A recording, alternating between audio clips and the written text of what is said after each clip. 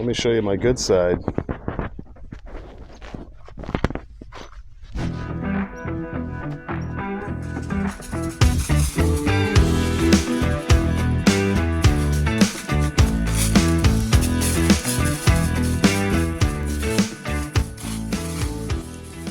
Today I'm thinking we should call the channel the Alpenflage Alliance. This dude here.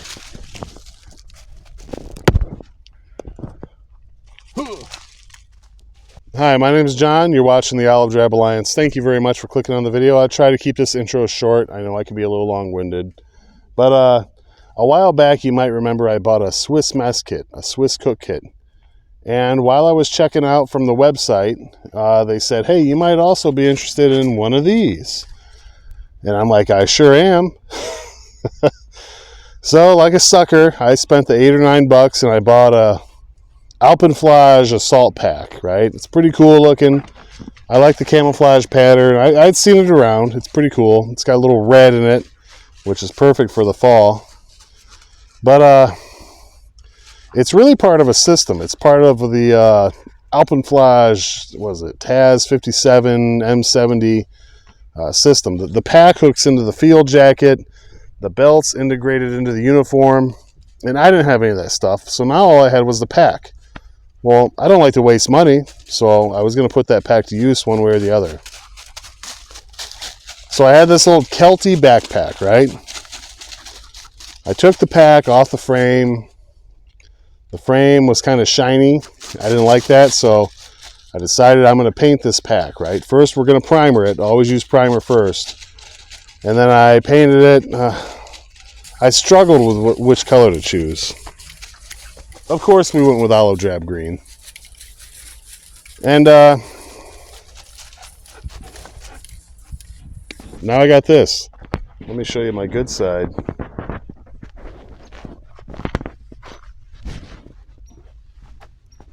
don't know if you can see it. Is it on there crooked? It's pretty crooked. I got to tighten these straps up. But that's okay.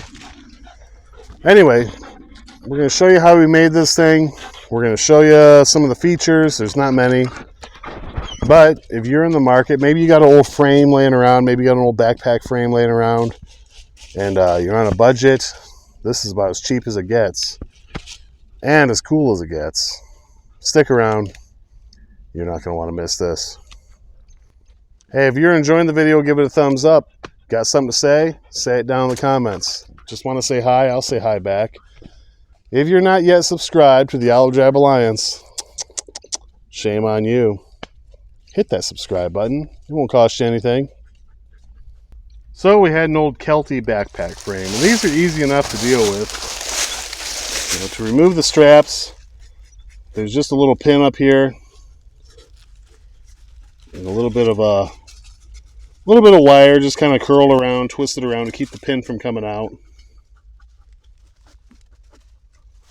You'll find that at the top and bottom attachment. The padding or the cushioning, the kidney pad, they just slide off. You'll find that they're tied on there with some rope. I tried to untie them, but I figured I could just slide it up the top or slide it down below. I slid them right back on. Easy enough. Look at that. Look at that Alpenflage just blending in.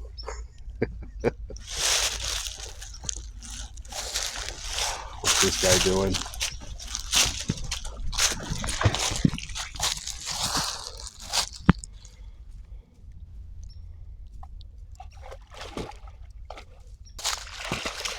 Hey, buddy.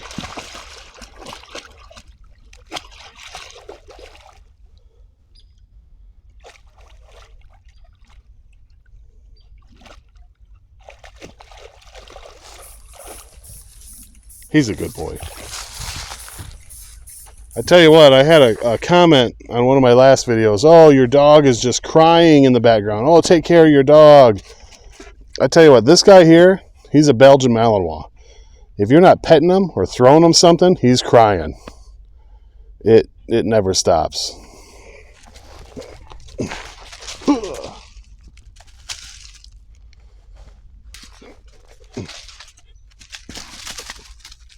The Alpenflage pack has kind of a little waist belt and a little buckle on it. I just wrapped it around part of the pack to keep it secured. At the top, it's got these little metal buckles. They're really too small to clip onto, say, here. So I just used a little paracord, a little 550 cord, and attached them to the frame of the pack. I'm sure, no matter how much weight I put in the pack, now that's legit 550 cord. It's not the Dollar General stuff. It'll hold. So the pack itself, it's got these two side compartments, just kind of a little bit of elastic up at the top. It looks like there used to be a flap, maybe. Maybe it was held in place by a toggle and loop. But I don't know. They're pretty good sized compartments.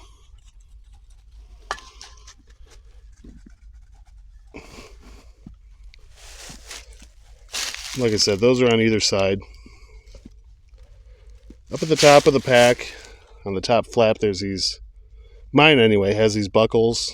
Looks like they're missing something to, maybe that's to secure a bedroll or something. The top flap has 3 buttons. Of course, my center button doesn't want a button. But there's the main compartment. Of course, I've got my Swiss mess kit in there,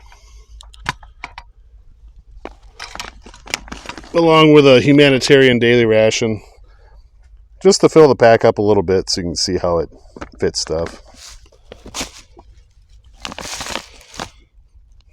Down along the front of the pack, there's another loop. Maybe you could put a hatchet in there. I don't know. I tell you what, I do know one thing. This video is going to suck. You know, I don't know if you guys are content creators, YouTubers. Sometimes when you're out there making a video, you always got this idea of how it's going to turn out and how it's going to look, and it never does. This one's just... Anyway. You can see at the bottom of the frame, there's still plenty of room to tie a bedroll on. Have you noticed on YouTube, you'll be scrolling through, right? Thousands of videos that you can choose from. And you'll see me, you'll see other YouTubers. Maybe my video's got 100 views. Maybe another video's got 1,000 or 10,000.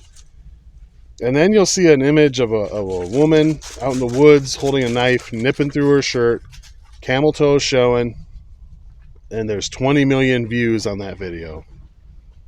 Just it's hard to compete with that, you know? How am I supposed to compete with that, right?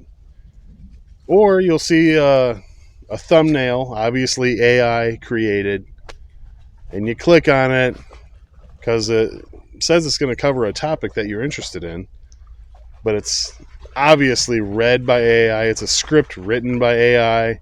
All the imagery you see during the video is either just stock imagery or AI generated. You know, with AI, you could probably create 10,000 videos a week. You know, a guy like me just out here with a tripod and a phone and a microphone, 1 or 2 videos a week is all I've got time for. I work, I have a job, I've got kids, I've got dogs. I can't compete with AI, and I can't compete with homegirl, even though I might nip out too sometimes, nipping through her shirt out in the woods. So think about your favorite YouTubers that you enjoy watching here on YouTube.